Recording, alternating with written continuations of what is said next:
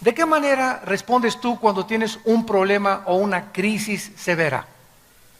Porque no es hasta que el problema viene a nuestras vidas cuando sabemos de qué calibre estamos hechos.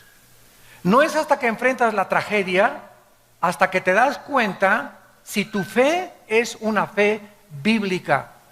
Porque hay muchos cristianos que llenan las iglesias en el mundo entero, pero cuando se enfrentan a un problema o a una tragedia, la tragedia o el problema los desmorona, los deshace, se caen al suelo y muchos hasta abandonan la fe. ¿Qué pasó? ¿Estas personas tenían fe? ¿Eran realmente cristianas? ¿Tenían la fe bíblica? ¿O simplemente eran creyentes religiosos de las iglesias, de las cuales las iglesias abundan esta clase de personas? No es hasta que la fe es probada a través de los problemas, las tragedias y las tribulaciones que nos damos cuenta si la fe que profesamos es verdaderamente la fe que salva. Cuando tú tienes un problema o enfrentas una crisis, ¿te enojas? ¿O eres de las personas que avientas todas las cosas desesperados en tu casa y comienzas a gritar, cállense, nadie se me acerque, porque te salió el hombre Hulk por dentro? ¿O recurrimos algunas personas a anestésicos, como en las películas que tienen un problema, una crisis, y se preparan su copa de whisky o su copa de tequila para mitigar el dolor, para calmar la ansiedad, o un toque de marihuana, o un pericazo de cocaína, etcétera, etcétera? ¿O eres una persona que cuando enfrenta la crisis y el problema, no recurres a ninguna de estas cosas, no te exaltas, simplemente caes de rodillas y lloras y en la angustia derramas tu corazón delante de Dios? Dios mío, pasó esto, pasó aquello, y aquí no me voy a levantar hasta que yo tenga paz y me llenes de tu espíritu y la tranquilidad que Dios me da, que esto que me está pasando es para mi bien. Ahorita no entiendo por qué pasó este problema, pero sé por fe que es para mi bien, Señor, porque tú tienes un plan perfecto para mi vida, y si tú diste tu vida por mí, ¿cómo no me darás todas las cosas? Y en ese momento la paz que sobrepasa todo entendimiento guardará tus pensamientos y tu corazón en Cristo Jesús. ¿Has experimentado este poder de Dios ya en tu vida? ¿Has atravesado estas crisis y has probado a Dios en esas crisis en lugar de tomar la puerta falsa? En este pasaje que acabamos de leer y que vamos a estudiar, Israel enfrenta una crisis, una amenaza tremenda.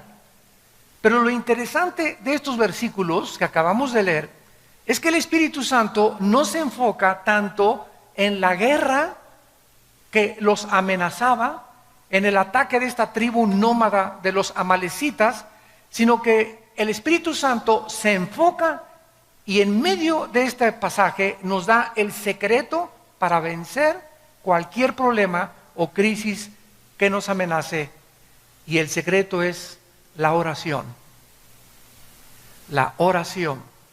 Dicen en Efesios 3:20, y aquel que es poderoso para hacer que todas las cosas abunden en nuestra vida y hacerlas mucho más grandes y darnos una respuesta mucho más inimaginable que podamos nosotros cruzar nuestro pensamiento, según el poder que actúa en nosotros.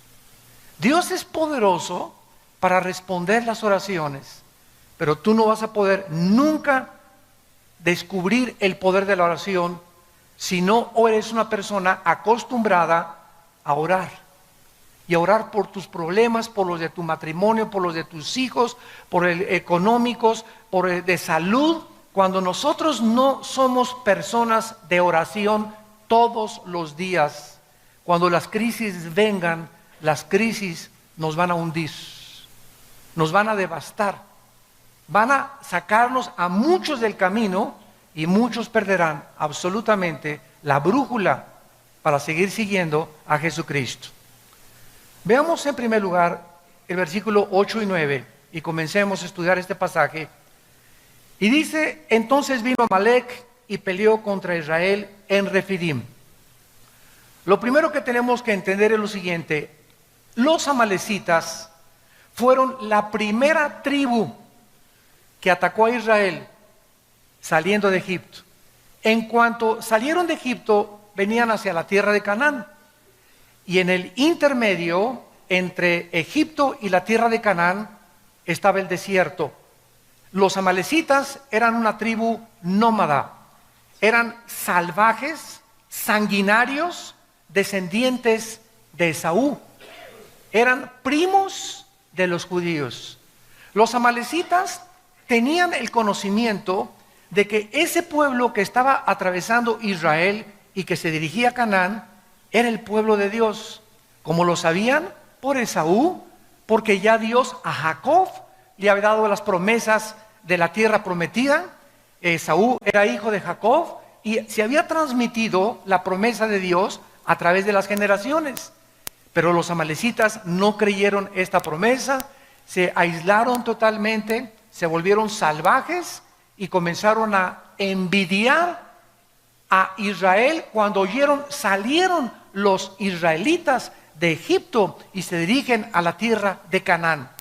Entonces ellos pensaron, ¿verdad? O van a acabar con nosotros en el camino, porque las tribus estaban en el camino de Israel. Israel no tenía ninguna intención de atacar a los amalecitas. Ellos querían simplemente llegar a la tierra de Canaán, pero los amalecitas, de una forma sanguinaria, se lanzaron despiadadamente para atacar a los judíos. Dios había ordenado el exterminio total de Amalec.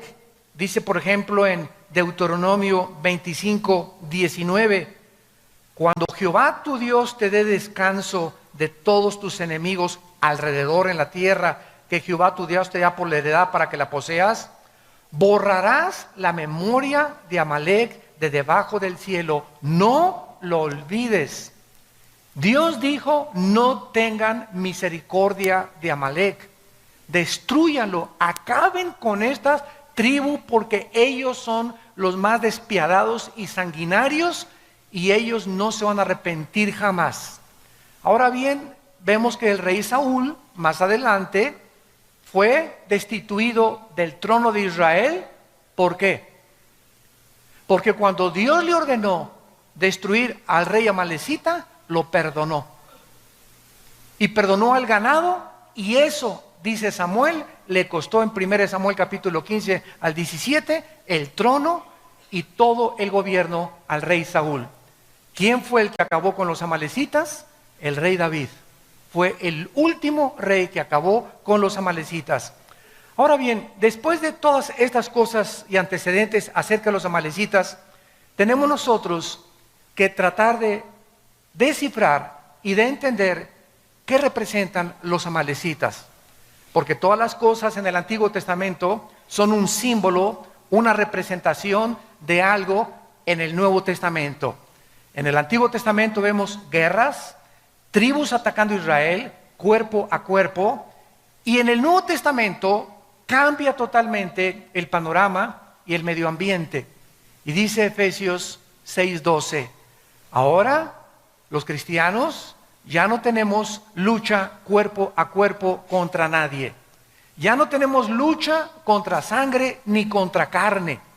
Nuestros enemigos no son los comunistas, ni los musulmanes, ni los ateos, ni tu suegra, ni tu vecino, ni los endemoniados, ni los nazis, ni los fascistas. Nuestra lucha ahora no es física. Tenemos que entender los cristianos que ahora estamos luchando contra potestades espirituales, contra gobernantes que controlan el espacio, los gobiernos y las mentes de las personas, contra gobernadores de las tinieblas, contra huestes, ejércitos, pero de millones de criaturas que Cristo les llamó demonios. Criaturas inteligentes que están vagando alrededor del planeta Tierra sin cuerpos, porque no tienen cuerpos. Hay una historia, ¿verdad?, por qué perdieron los cuerpos en el mundo preadámico, pero estos demonios tratan de entrar a cuerpos humanos para controlar tus pensamientos, la forma como tú ves la vida, para especialmente atormentarnos. Satanás es el maestro en el arte de la tortura china. Si algo los demonios hacen con nosotros es atormentarnos, meterte ideas de celos, semillas sembradas de duda contra tus pastores, contra tu esposa, contra tus hijos, contra tus padres, contra el gobierno. Nos tratan de perturbar, de poder sacarnos de nuestras casillas, de que no pensemos coherentemente ni de una forma objetiva, sino que podamos llenar nuestros pensamientos de odio, de amargura, de resentimiento y de fracaso. Te atormentan y te dicen: tú no vas a salir de perico perro, tú nunca vas a progresar, nunca te vas a volver a casar, todas las mujeres son iguales, todos los hombres son iguales, todos los gobiernos son iguales, y las iglesias son una bola de hipócritas, esto y el otro, no le creas a nadie. Y el mundo está gobernado, ustedes lo saben, por el odio. Si hay un espíritu ahorita en el mundo, es un espíritu de odio y de violencia. Porque esta es la razón por la cual Satanás está atacando a los seres humanos, para que entre nosotros nos ataquemos unos a otros. Y este espíritu está en las iglesias. Y ahora lo vemos, y yo lo veo en mis constantes viajes, ¿verdad? Presbiterianos contra bautistas, pentecostales contra nazarenos, nazarenos contra arminianos, arminianos contra calvinistas. Y aunque haya diversidad de doctrinas en el cuerpo de Cristo, porque no todos tenemos toda la verdad, nos debemos amar, nos debemos de soportar y tolerar. Ahí me encanta en los debates que tengo en la televisión, debatir con ateos, con comunistas o con hermanos en la fe, sobre que la salvación se pierde, que no se pierde, que los demonios, que esto y el otro, pero no con el afán de demostrar, pues yo sé más que tú, ¿verdad? Sino con el afán de sacar más la verdad y poder escudriñar, investigar. Y es preciosa meternos a la Biblia y darnos cuenta que muchas cosas que sabemos, no las sabemos como las deberíamos de saber. Entonces, cuando tenemos esa mentalidad, ¿verdad?, de no de competencia, sino de que somos un cuerpo, y no importa que tú seas bautista o Asambleas de Dios o Calacuaya o Amistad Cristiana o Vida Nueva, somos hermanos en Jesucristo y debemos amarnos y soportarnos y no competir entre nosotros, ni agredirnos, ni atacarnos los unos a los otros, que es lo que el diablo quiere hacer. Casa dividida no puede permanecer. ¿Qué representan los amalecitas? De acuerdo a la mayoría de los teólogos en el mundo, los amalecitas representan, o Amalek, la carne. No a Satanás, la carne. ¿Qué quiero decir con esto? El más grande enemigo que tú tienes y que yo tengo, no es Satanás. Está dentro de mí, está dentro de ti. El más grande enemigo que tenemos nosotros está dentro de nosotros. Escúchenme bien. Y si ese enemigo que está dentro de mí y dentro de ti, yo no lo conquisto, esas pasiones lujuriosas, sexuales, de venganza, de amargura, de odio, de resentimiento, de envidia, de avaricia, si no conquisto dentro de mí estas pasiones, no puedo conquistar a nadie. Porque vamos a conquistarnos primero a nosotros para poder gobernar. Yo no puedo gobernar si antes yo mismo soy presa y esclavo de mi propia carne dentro de mí. En Filipenses 3 el apóstol Pablo escribió: porque no somos de los que confiamos en la carne.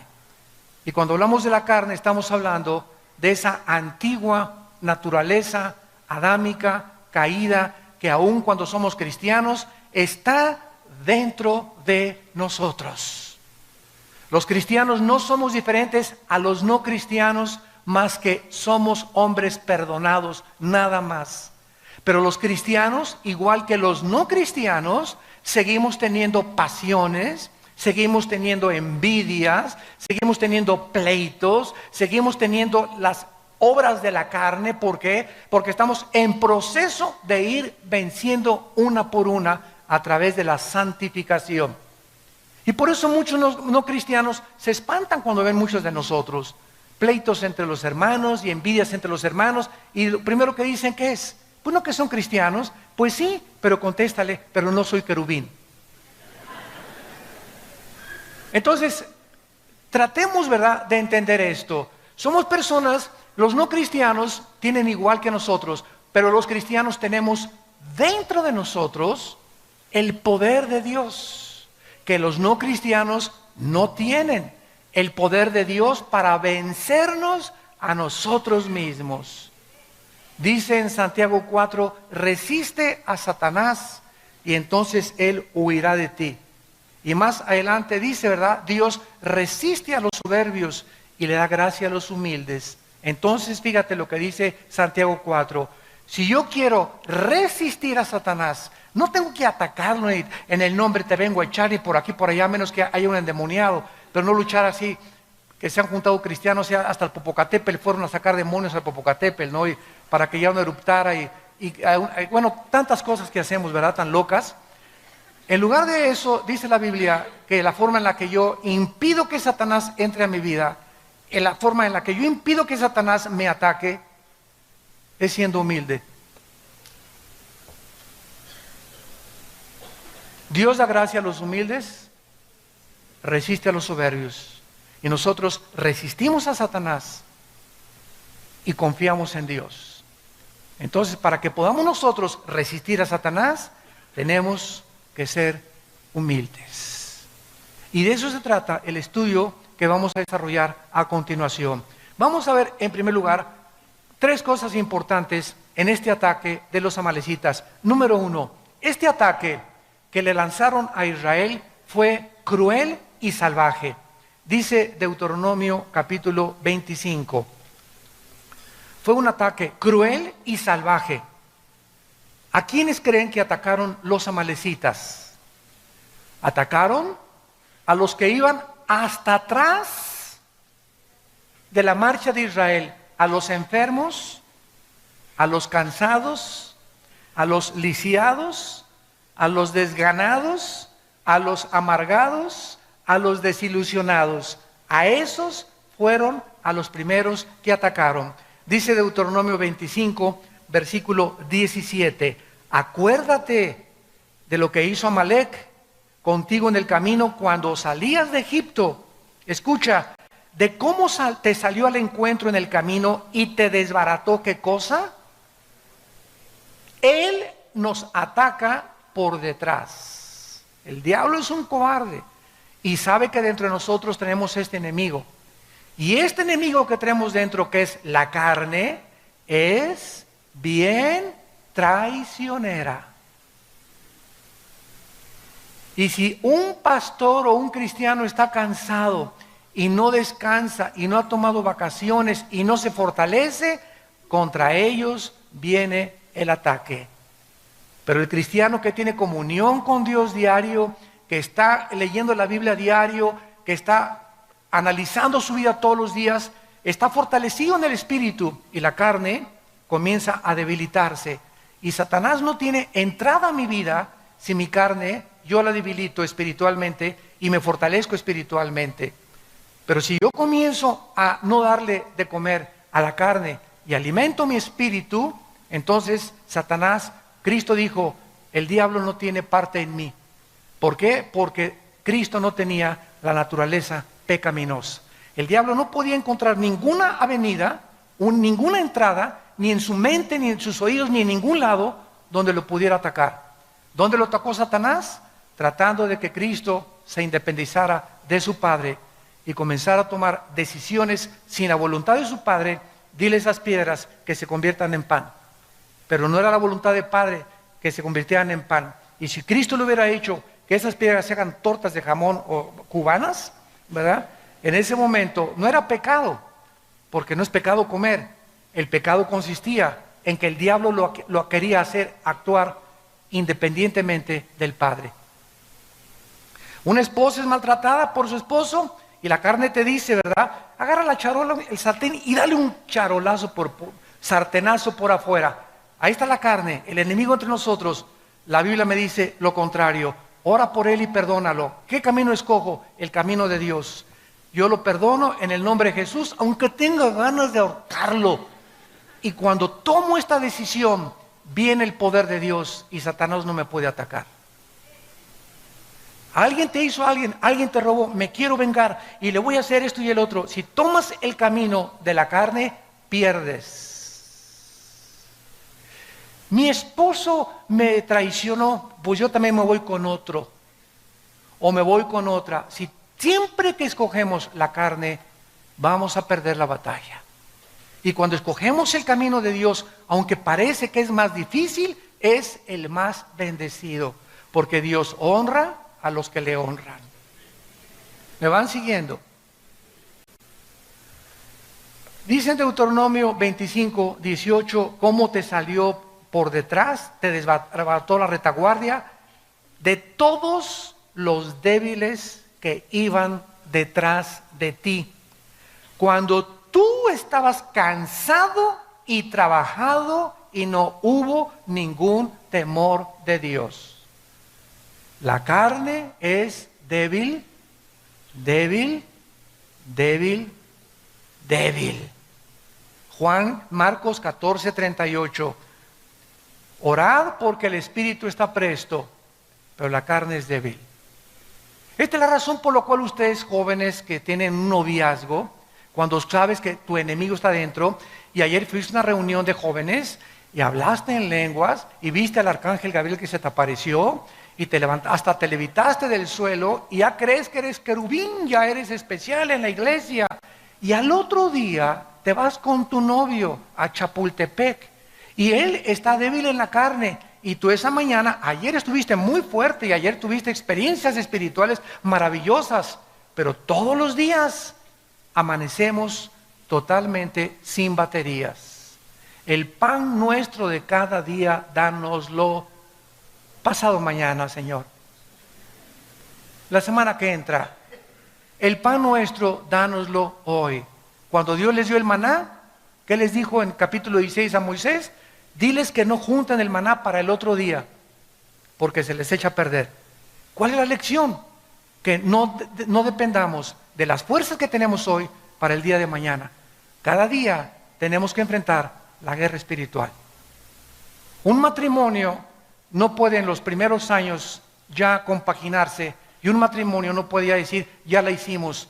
Puedes tener 70 años de casado y seguir teniendo problemas en el matrimonio, porque ninguno de los dos es querubín todavía. El matrimonio es algo de lucha, lucha, lucha, lucha, lucha toda la vida. Y si tú no estás luchando con Dios de tu lado, orando con las manos levantadas al cielo, ¿verdad? Amalek va a destruir tu matrimonio. Porque te va a comenzar el diablo que esa mujer no es para ti. Te va a comenzar que tu esposo tiene cara de ardilla. Y que puedes tener una persona con cara de Sylvester Stallone, ¿verdad?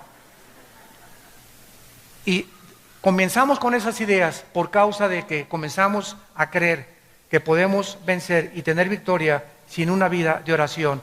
Esta ha sido siempre la estrategia de Satanás. Satanás no puede atacarnos más que a través de nuestra carne. Es la carne la que tenemos que crucificar. Es la carne la que tenemos que hacer morir. Es la carne la que Él usa para poder manipularnos y controlarnos. Miren ustedes en Colosenses capítulo 3, en el Nuevo Testamento, el consejo que Pablo le da a la iglesia. Colosenses capítulo 3, versículos 5 y 6. Y dice Pablo, hagan morir. ¿Qué dijo Dios a Amalek? Desbarátenlo, destrúyanlo, no hagas negocios con Amalek, no juegues con Amalek. La orden es exterminar a Amalek. Y Dios te dice, no juegues con tu carne, no coquetees con el pecado, no sigas mirando a esa mujer que no es tu esposa más de 2 o 3 veces. No subas a una muchacha soltera, tú eres casado, a tu coche, no la subas y menos cuando está lloviendo. No le des, a los pastores no le des consejería nunca a una mujer sola. Un pastor no puede hacer eso. ¿Quiere consejería? Me estoy muriendo, pues muérase. Si mi esposa no está conmigo, no la aconsejo.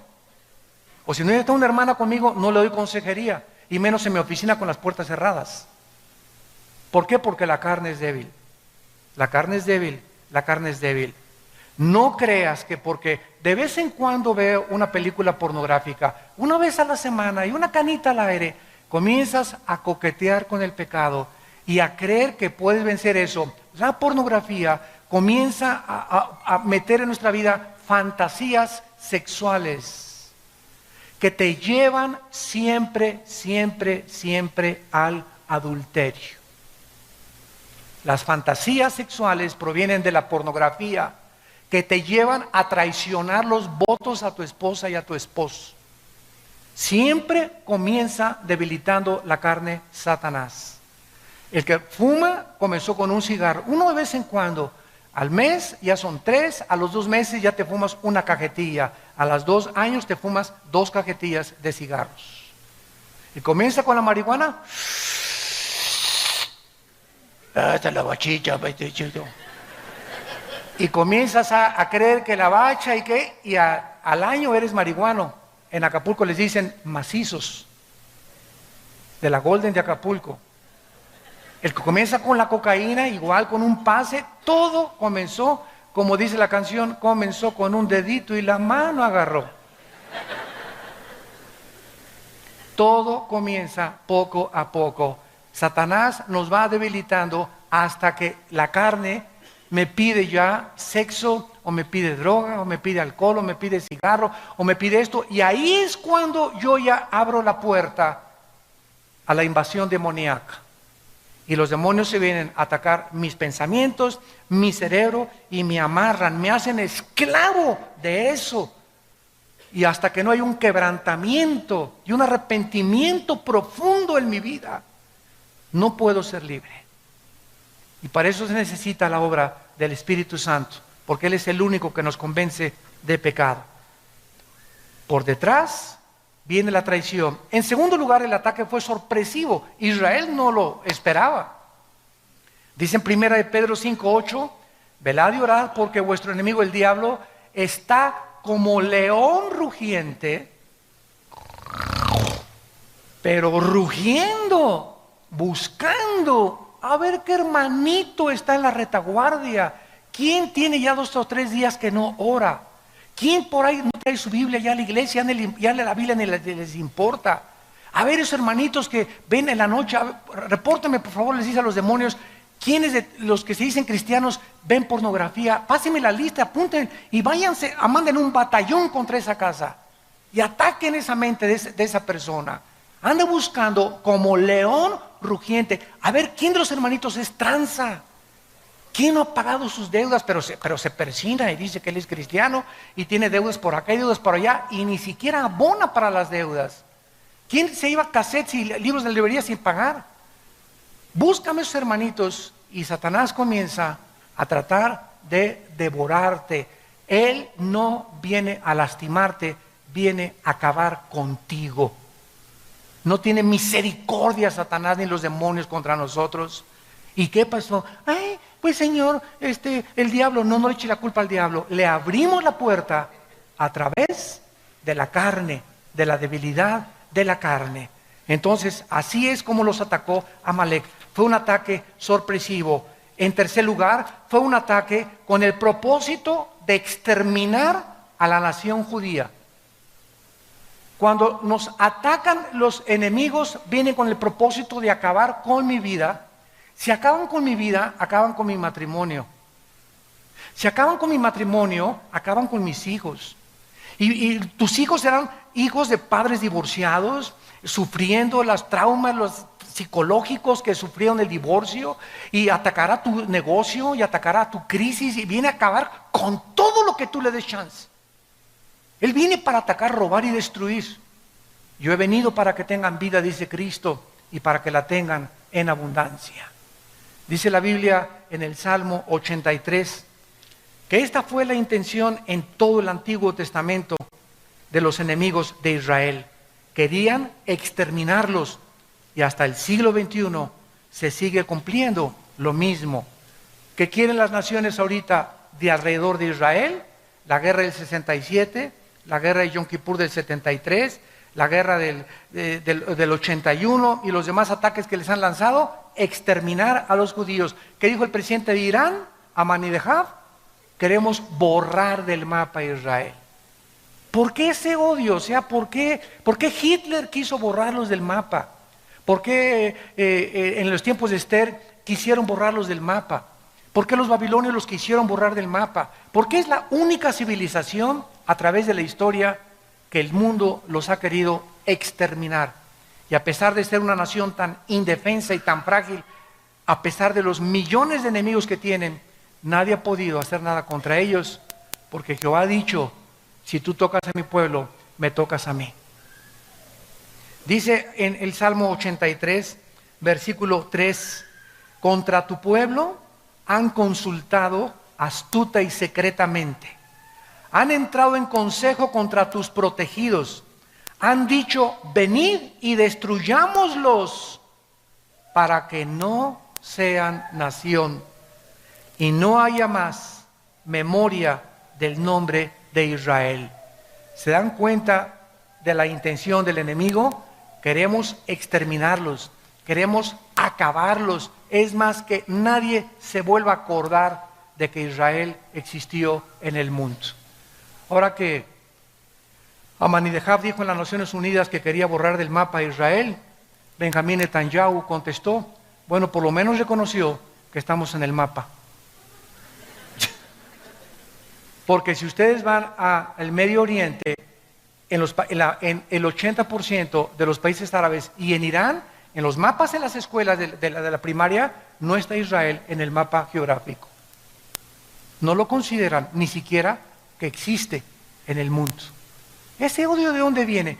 ¿De dónde viene ese odio dentro de mí que me quiere autodestruir? Lo que vemos colectivamente y nacionalmente a través de Israel, lo vemos individualmente dentro de nosotros. Qué increíble que dentro de mí exista el espíritu más grande de autodestrucción. Porque somos autodestructivos y no necesitas ser cristiano para reconocerlo. Simplemente te pregunto: ¿por qué fumas? ¿No sabes que cuando el humo, el cigarro, la lengua, el paladar, el esófago, la laringe, la tráquea, los pulmones, los alvéolos, ¿no sabes que todo te está envenenando y que te está impidiendo disfrutar de la vida, ver a tus nietos crecer, disfrutar, tener una mente más clara? El cigarro te ofusca, todas las neuronas del cerebro te las comienza, ataca las cromosomas también del cuerpo y del ADN. ¿Por qué lo haces? Y tú me contestas: porque me gusta. Oye, pero ya aquí médicamente, mira, ya el doctor te está diciendo que hasta las cajetillas dicen: este producto es nocivo para su salud. ¿Cómo es posible que, sabiendo nosotros que esto es veneno, yo me lo siga comiendo? ¿Qué significa esto? Que la Biblia tiene razón. Somos autodestructivos. No nos queremos. ¿Por qué tienes la panza de Santa Claus que tienes? ¿Que no sabes que vas a enfermarte, que el colesterol, la diabetes, etcétera, etcétera? ¿Por qué no haces ejercicio? ¿Por qué no tomas suficiente agua? ¿Por qué no hacemos por sobrevivir y mantenernos un poquito más saludables? ¿De dónde viene esos pensamientos de no quiero, estoy flaca, me da esto, por aquí, por allá, cuando estamos pagando un precio de algún día acabar en un hospital y pagar millones de pesos por una cirugía o por una operación, porque no quisimos tener en cuenta nuestro cuerpo? ¿De dónde viene esto? De la autodestrucción de Amalek dentro de nosotros. Y dice Dios: hagan morir las obras de la carne. Inmundicia, fornicación, malos pensamientos, cosas por las cuales, ya lo leímos en Colosenses, viene la ira de Dios. Dios dijo: yo estoy enojado contra Amalek. Y en el Nuevo Testamento, mi ira es contra las personas inmorales. ¿Quieres hacer enojar a Dios? A través de la inmoralidad, lo haces enojar y te va como en feria, no sabes el precio que vas a pagar. ¿Por qué? Porque va a destruir tu vida. La pornografía es como una termita que se mete entre nosotros y nos deshace moralmente. Hace poco acaban de entrevistar a un candidato a la presidencia y reconoce que ha tenido amantes. Y se ve con una naturalidad tremenda, ¿verdad? Los políticos en Estados Unidos, por todos lados. Divorcia el mundo, la moral de las obras que ellos hicieron. Es que este hombre hizo esto, hizo puentes, hizo construcciones. Y pues sus canitas al aire, ¿verdad? Todos los tienen. Y golpeó a la mujer, no hay ningún problema. Y divorciamos el carácter de lo que es la persona ante la sociedad. ¿Saben ustedes que ahorita en el mundo la palabra resultados ya se introdujo al cristianismo? Y dicen los cristianos, tuvimos muy buenos resultados en esta campaña. Y saben una cosa, la palabra resultados no existe en la Biblia. Una máquina produce resultados, una computadora produce resultados, un robot produce resultados, pero un organismo vivo produce fruto. Solamente los organismos vivos producen fruto. Entonces nosotros no estamos para producir resultados, sino fruto. Apocalipsis 2, del 1 al 4. Mira la iglesia de Éfeso.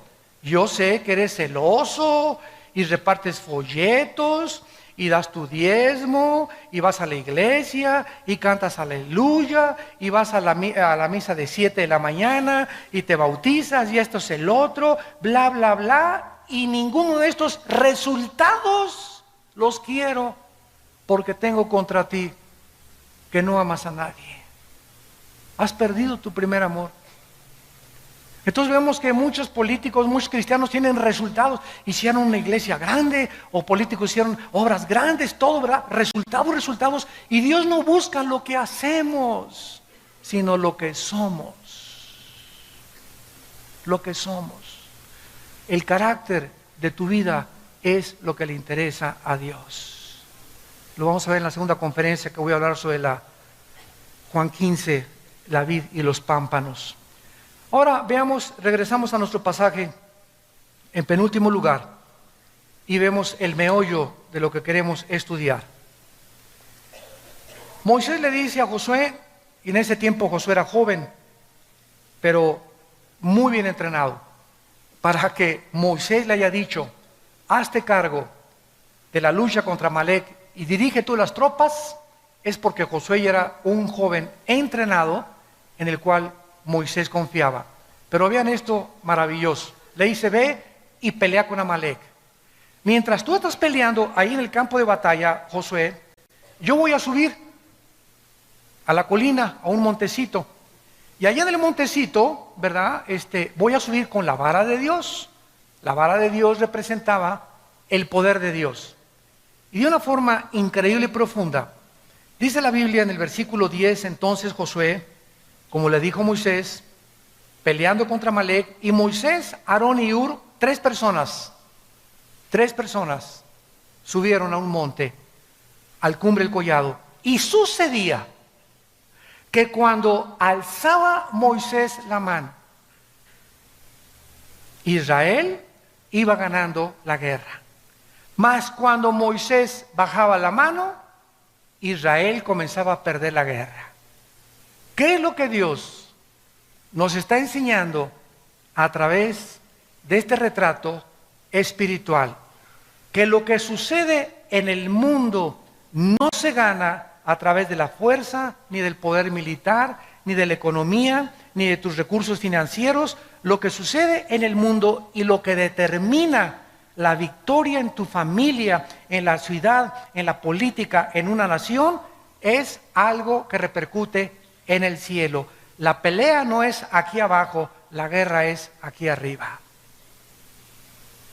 Es arriba, en las regiones celestiales, donde nosotros tenemos que pelear para que las cosas de aquí abajo funcionen. Santa Virgen de la Macarena. Nuestra guerra es espiritual. Y si usamos las armas carnales y terrenales, el enojo, la venganza, con mi dinero, mis influencias. Ya mi compadre o el próximo gobierno lo van a hacer senador y confías que tu compadre cuando lo hagan senador va a mejorar tus finanzas. En ese momento Dios está viendo que estás quitando tus ojos de Él y que estás creyendo que es tu compadre el que van a poner. Puedes depender y mejorar tu sueldo o mejorar tu posición. En ese momento cambias a Dios en imagen de semejanza de hombre corruptible. Y ya no puedes repetir con el Salmo 121, ¿de dónde vendrá mi socorro? De mi compadre que lo van a hacer senador. ¿De dónde vendrá mi socorro? De mis influencias que tengo, de mis amistades que me estoy logrando, de lo que estoy transando, de la forma como estoy avanzando en la vida. Y en ese momento hemos abandonado totalmente el concepto de que es aquí arriba donde yo puedo garantizar aquí abajo mi dependencia, mi permanencia y mi seguridad económica también. No inviertas aquí ahorita el mundo, ¿verdad? Vamos a comprar oro, vamos a comprar plata. Ahorita en Estados Unidos, ves en periódicos así, páginas enteras, compramos oro y metales. Porque es en lo único en lo que el mundo está confiando ahorita que no se va a devaluar, el oro y los metales preciosos, las joyas, etcétera, etcétera. Y los cristianos digo, ¿dónde podemos invertir el dinero? ¿Y qué nos dice Dios? El mundo nos dice, invierte aquí, invierte en el banco. Pero tenemos a Dios que nos dice, no inviertas donde el orín y la polilla corrompen. La bolsa de valores puede caer, el dólar puede caer, y de la noche a la mañana, Juan Camaney, te vas hasta el suelo. Porque yo deshago como polilla lo que más aprecias tú. Invierte en mi reino y jamás te faltará nada. Siembra donde el orín y la polilla no corrompen. ¿Ven el cambio de valores? El mundo te dice aquí y Dios te dice acá. ¿En dónde están tus valores? ¿En la tierra o en el cielo? Busca mi reino, arriba. Busquen a Cristo, arriba. Buscar las cosas donde hemos resucitado, arriba. Porque ahí están las bendiciones. Los he bendecido, Efesios 1:3, con toda bendición espiritual en las regiones celestes. Nuestras bendiciones están ahí arriba. Nuestro banco está ahí arriba. Quiero bajar y tener provisión para poder invertir aquí. Le tengo que pedir a Dios, tener comunión con Dios a través de la oración, hacer contacto con Dios a través de la oración. Y en el banco de Dios, Él lo abre y abriré las ventanas y las derramaré sobre ustedes hasta que abunde la bendición, dice el Señor. Porque has puesto tu confianza en Jehová, yo también te libraré, te pondré en alto y te mostraré mi salvación. ¿Dónde tenemos nuestro corazón? ¿Dónde está tu corazón?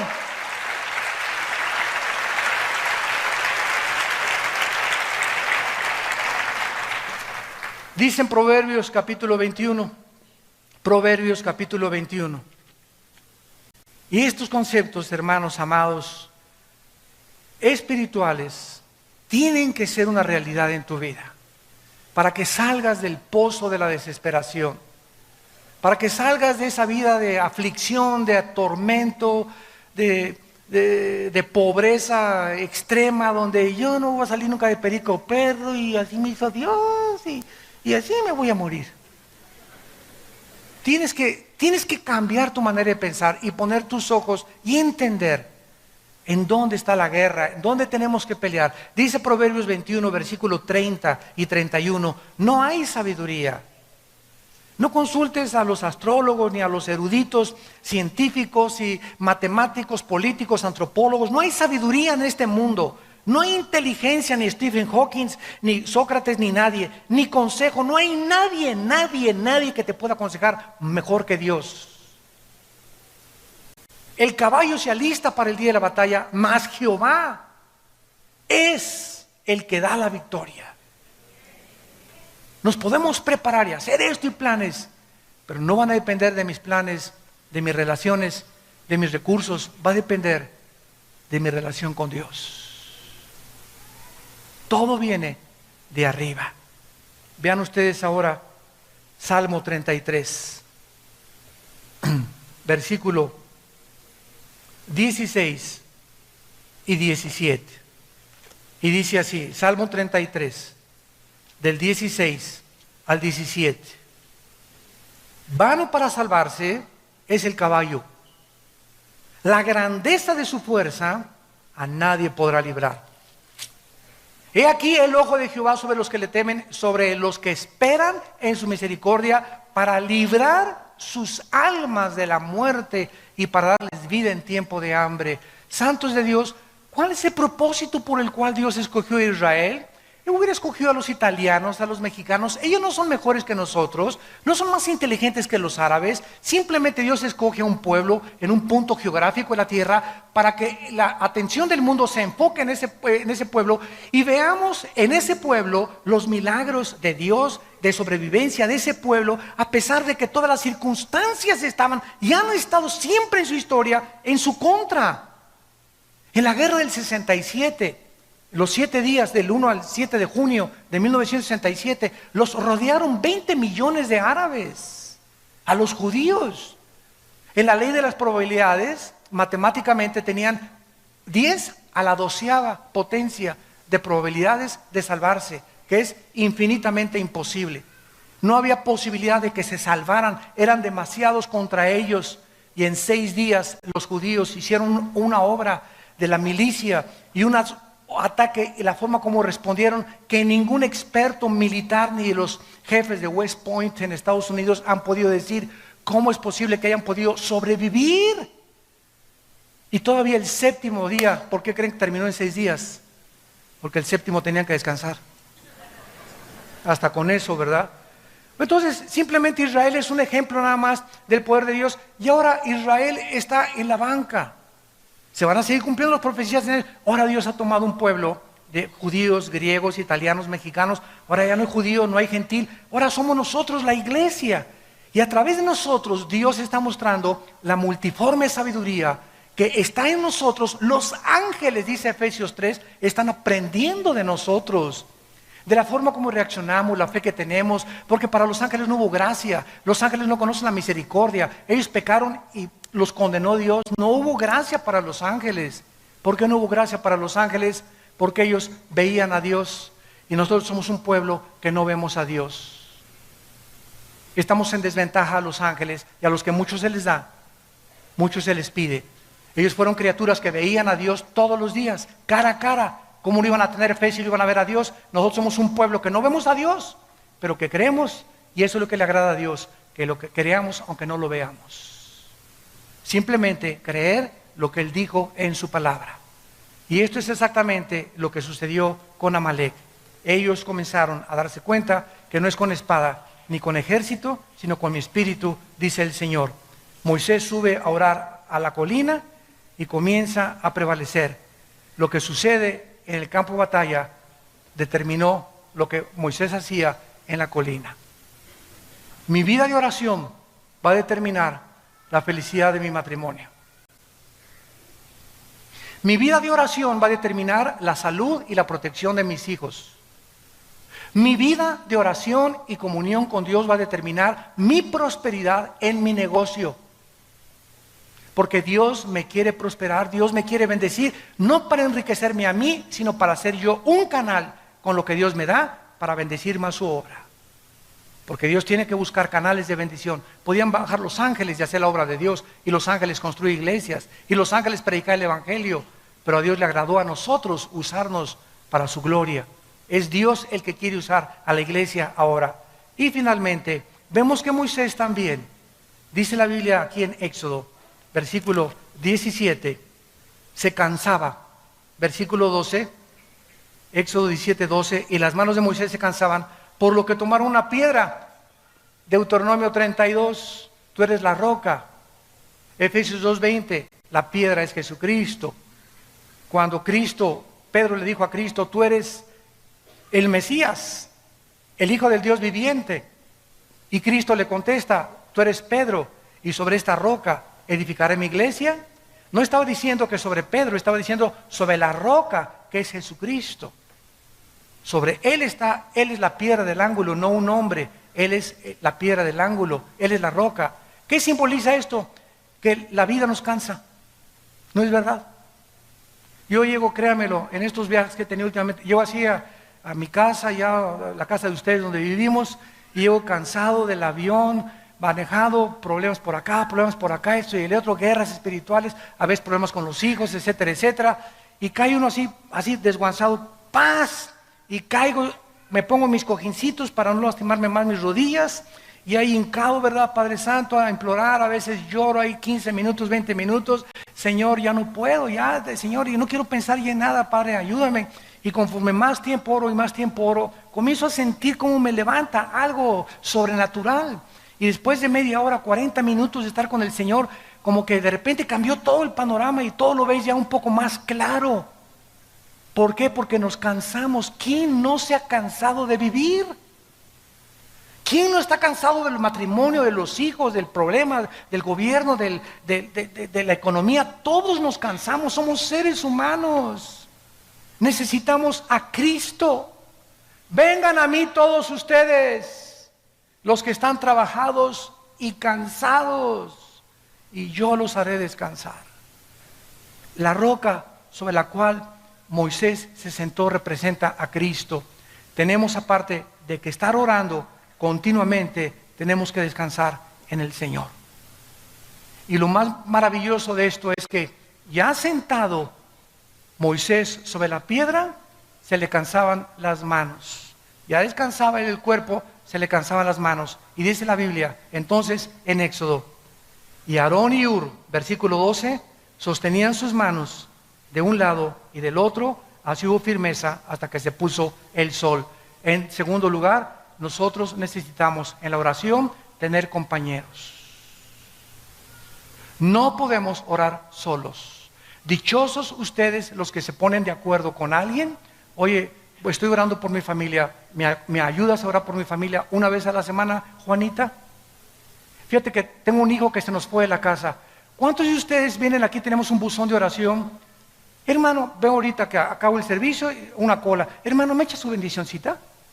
¿Me echa agua bendita? Al ratito me van a decir eso. ¿Me echa tantita agua bendita?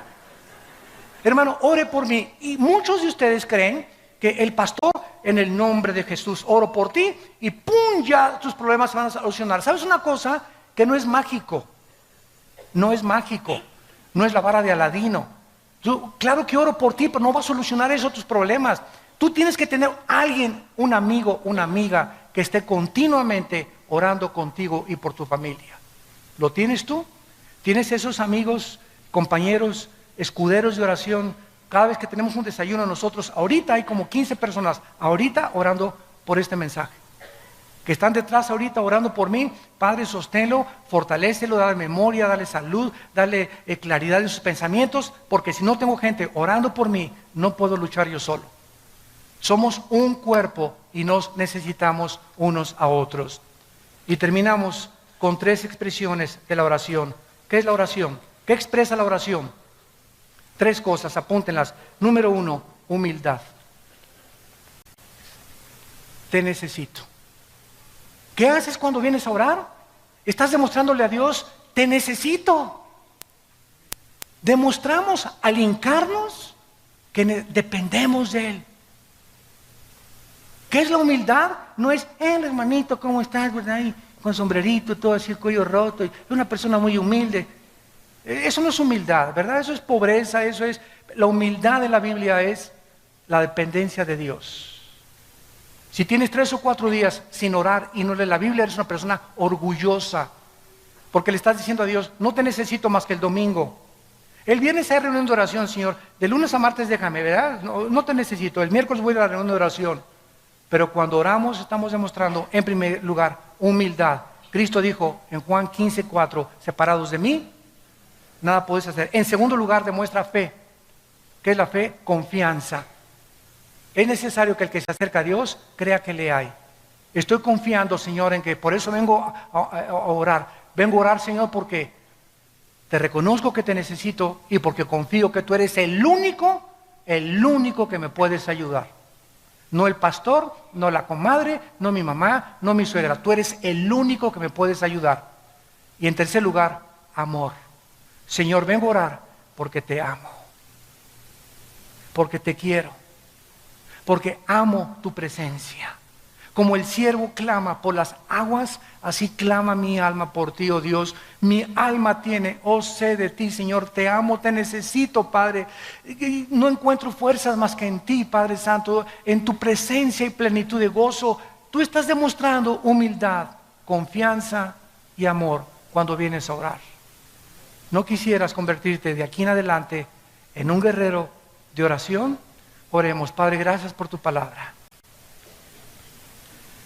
Gracias, Señor, por mostrarnos la imprescindible necesidad de vivir en tu presencia, de reconocer que no tenemos fuerzas algunas naturales en nosotros mismos, sino todo lo contrario.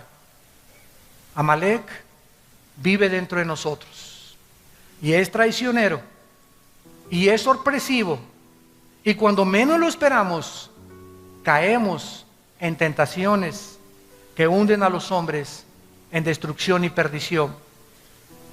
Teniendo conciencia del traidor que traemos dentro, vivamos en la presencia del Altísimo, subiéndonos a las alturas a través de la oración para determinar el éxito de nuestras victorias aquí abajo en el planeta Tierra. Pongamos las cosas y los ojos en las cosas de arriba, donde nuestra vida resucitada está juntamente con Cristo. Y cuando Él se manifieste, nosotros seremos manifestados con Él en su gloria, porque nuestra vida está escondida en el Hijo de Dios. En esta mañana, entrégale tu vida a Cristo. Si eres cristiano, dile: Señor, perdona mi vida de oración. He sido un flojo, he realmente